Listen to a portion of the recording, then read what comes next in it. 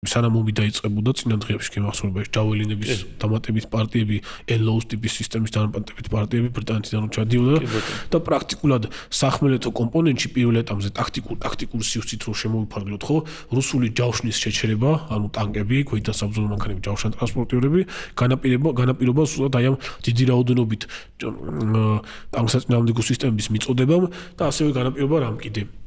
უკრაინის ხელისუფლება უკან არ დაიხია იმაზე, რომ სიტყვაზე ტანკსაწინააღმდეგო საშუალებები, საბჭოთა ტანკსაწინააღმდეგო საშუალებები, რომელიც ბევრი ქონდა მარაგებში, მასიურად დაერიგებინა მოსახლეობისთვის. არმია, შეიარაღებული ძალები და გაწვრთნილი ქვედანაყოფები, მათ შორის რეზერვის ქვედანაყოფებიც, მოხალისეებიც, ოღონდ როგორი მოხალისეებიც, აი მილიტარისტი მოხალისეები, ვისაც ექთებები კარგად დაინტერესებდა, ხო? მასიურად იყენებდნენ ამ ბრიტანულ NLO-ს ტიპის სისტემებს და ჯაველინებს და AT4 ტიპის თანამედროვე ერთშია ტანკსაწინააღმდეგო სისტემებს და RPG-7-ები, RPG-22-ები, RPG-26-ები საბჭოთა სისტემები მასიურად ქონდა დაარიგებული, ლამის ბავშვები დარბოდნენ RPG-7-ით უკვე კიევის დღეებში ეს პირველი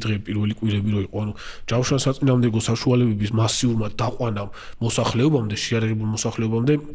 დიდწილად განაპირობა ის, რომ რუსულმა მექანიზებულმა ქვედანაყოფებმა დიდ წარმატებას ვერ მიაღწიეს